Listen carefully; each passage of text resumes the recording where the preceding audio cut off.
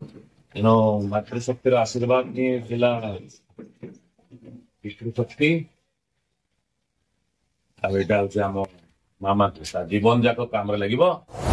ଚଳିତ ବର୍ଷ ପ୍ରକାଶ ପାଇଲା ମାଟ୍ରିକ ରେଜଲ୍ଟ। ଅନୁଗୁଳ ଜିଲ୍ଲାର ମାଟ୍ରିକ ଟପର ହୋଇଛନ୍ତି ତାଳଚେର ବ୍ଲକ ଅନ୍ତର୍ଗତ ବାନ୍ତୋଲ ଗ୍ରାମ ପଞ୍ଚାୟତର ବଙ୍ଗୁ ଗାଁର ସୁଜନ ସାହୁ ଓ ସୀମାରାଣୀ ପ୍ରଧାନଙ୍କର एकमात्र ଝିଅ ସମୀକ୍ଷା ସାହୁ, ଯାହାକି ତାଳଚେର ପାଇଁ ଏକ ଗର୍ବ ଏବଂ ଗୌରବ। ସମୀକ୍ଷା ସାହୁ ଥର୍ମାଲ ଡିଏଭିର ଛାତ୍ରୀ। ମୋଟ 573 ନମ୍ବର 95.5% ରଖି ଅନୁଗୁଳ ଜିଲ୍ଲାରେ ଟପର ହୋଇଛି। ତାଙ୍କୁ ସବୁ ମହଲରୁ ଶୁଭେଚ୍ଛା ଆସିବା ସହ ପରିବାର ଲୋକେ ବହୁ ଖୁସି ବ୍ୟକ୍ତ କରିଛନ୍ତି। ଭବିଷ୍ୟତରେ ସେ ଜଣେ ବୈଜ୍ଞାନିକ ହେବେ ବୋଲି ଆଶା ରଖିଛନ୍ତି। ସୁଶ୍ରୀ ସମୀକ୍ଷାଙ୍କୁ ଆଜି ଢେଙ୍କାନାଳ ପୂର୍ବତନ ସାଂସଦ ମହେଶ ସାହୁ ତାଙ୍କ ବାସଭବନକୁ ଯାଇ ସମ୍ବର୍ଦ୍ଧିତ କରିବା ସହିତ ତାଙ୍କର ଉତ୍ତରାଉତ୍ତର କାମନା କରିଛନ୍ତି।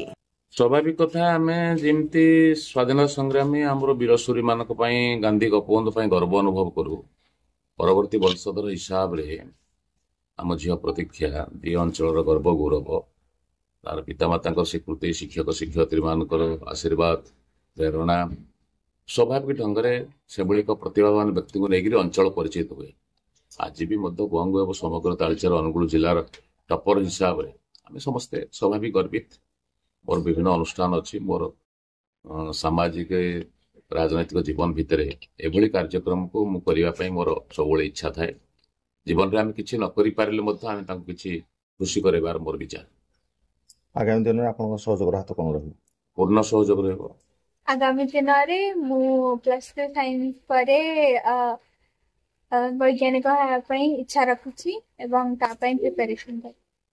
ବାପା ମା ବହୁତ ଖୁସି ଅଛନ୍ତି। ସେମାନେ ଦେଖିଛନ୍ତି ମୋ ଏଫର୍ଟସ୍, ମୋ ଏଫର୍ଟସ୍ ହିସାବରେ ଫଳ ମିଳିଥିବାରୁ ସେମାନେ ବହୁତ ଖୁସି ଅଛନ୍ତି। ସେ ଯାହା ଚାହିଁବ ତାହା ହାସଲ କରିପାରିବ, ତା ଉପରେ ନିର୍ଭର ରହୁଛି। ଦୃଢ଼ ବିଶ୍ୱାସ ଅଛି।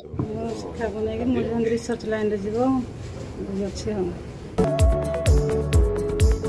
ତାଳଚେରରୁ ଶିବପ୍ରସାଦ ବେହେରାଙ୍କ ରିପୋର୍ଟ, IOA ନ୍ୟୁଜ୍।